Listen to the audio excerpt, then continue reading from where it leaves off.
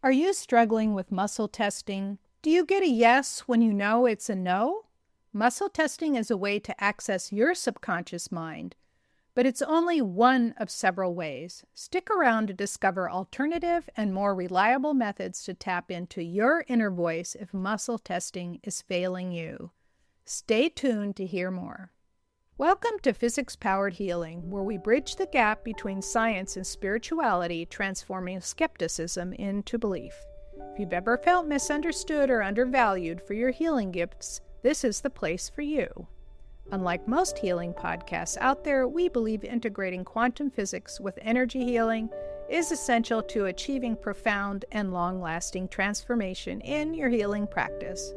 Join me, Dr. Anastasia, Chopelas, a physicist turned energy healer, to explore the scientific underpinnings of energy healing and make the mystical measurable. Welcome back. When I used to run every morning before work, the sheer physical exertion pushed me into a meditative state. I learned how to distract my mind from that discomfort of running my morning 6 miles until I was in a hypnotic state where my thoughts began to flow freely. Whatever question I had in my personal or professional life that needed an answer to move forward, I would let my mind wander on it, and the answers and insights were brilliant. I made some of my biggest breakthroughs in scientific research that way, and solved some personal and health issues quickly. I found similar experiences with other activities. The moments of zoning out helped me develop the ability to access my subconscious mind easily for answers. Last time I talked about ways to improve your muscle testing, which is a fast way to get the answers from your subconscious. And as I mentioned, muscle testing can be deceiving if you're not clear, not hydrated, and not in the right polarity. Here's the crux of the problem of reaching the subconscious mind for answers. Your conscious mind is busy putting up roadblocks and giving you logical answers to your questions. It is the gatekeeper protecting you. Logic isn't going to answer many of your questions. In fact, it may be the worst answer. Ignoring it is also not a good idea. As I told my story last time of my friend who was in the middle of a heart attack when he called me to ask, did I muscle test it as a yes or a no? Logic said it was, but the muscle testing said it wasn't. If I had ignored my instinct, my brilliant friend would not have made it. To reach the subconscious mind, the conscious mind needs to be bypassed and let its guard down. It works symbolically and fails to understand or register certain words or word patterns, like not. This is where miscommunication often arises in failing to understand that the language of the subconscious is not the same as the conscious. You'll see similarities among the following activities that I'm about to describe that allow you to get the answers you're seeking. Here are 3 great alternatives to muscle testing. First, during the time I was going through the most difficult part of my life, journaling with pen and paper, just writing stream of consciousness entries brought me through some really tough times. I could settle the swirling thoughts that I had in my mind and get to the real issues. I did this every morning for 10 years, right when I woke up and right before I ran. Another incredible use of journaling is to create new things. I've written books, created new courses and processes, and planned how a project was going to go, and more. Once it's written down, it starts to take on a new life because it's brought into being.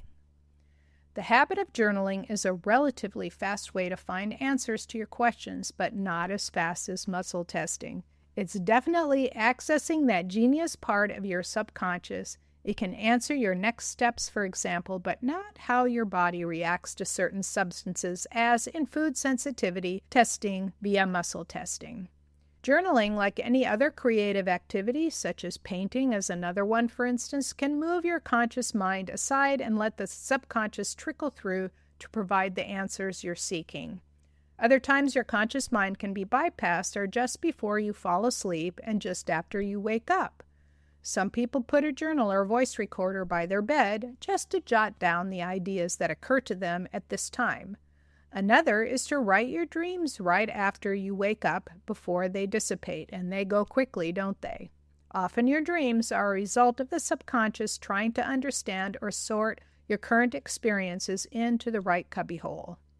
Number 2, it wasn't until I was between 55 and 60 that I realized my thinking times to solve questions such as during a run or walk, or even just sitting at my desk playing mindless solitaire, was a way to allow my conscious mind to rest and go somewhere else. I've done this all my life as an introvert who enjoys her solitude. When I was introduced to meditation as if it were something unique or special, I didn't get it. Seriously, I said, what? Sit there and stare at a candle and think of nothing? And people will do this for an hour a day? While trying this out, in earnest I might add, my mind begins to wander almost immediately. I'm looking at the candle and then off I go. I can focus on something, but seemingly not meditate. Later, when I first experienced a guided meditation causing me to focus on the voice and its commands, I realized that I was in the same trance-like state that I was while running, painting, or driving long distances. If I guide thoughts to solving or answering questions, the solutions come. So, in summary, for meditation, or even self-hypnosis, which is similar, is a second activity that allows you to access your subconscious mind. You have to find a meditative process that works for you. For example, sitting in front of a candle in dim light may not be for you, as it wasn't for me, but it might be just what you need. It could be a guided meditation, especially one that guides you to focus on the answers you are seeking. This allows you to find the right solution. And the third tip, you may have heard of dowsing rods, a method used for centuries to find water. My brother used it to find the best place to dig a well on his 5 acres. He was surprised at how well it worked. Little did I know that a similar process to dowsing is a fast way to access your subconscious. One of my previous students called her pendulum, yes, that's the other method, her business partner because it answered her questions correctly.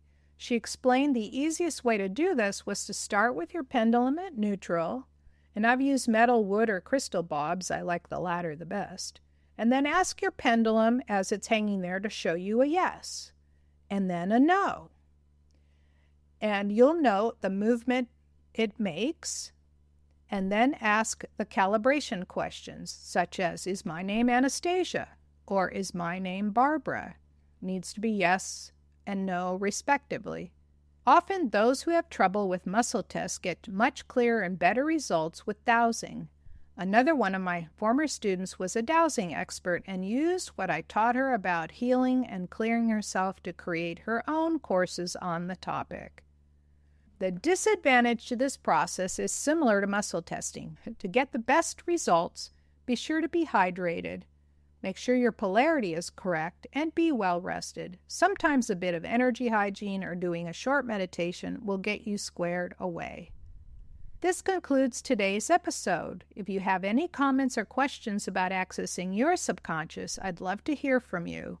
You can send me a message through scientifichealer.com/contact, where you can leave me a text. I put my phone number there. Send me a message or make an appointment.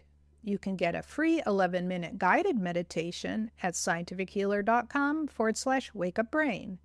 The link is in the description. Share this broadcast with someone you think would be interested in it. After you've enjoyed this content, give it a thumbs up or 5-star rating, and be sure to subscribe to my channel for more weekly insights. Join me next week where I'll cover ways to ethically market your intuitive or holistic business. Thank you for tuning in to Physics Powered Healing. You'll find resources and show notes on our website at physicspoweredhealing.com.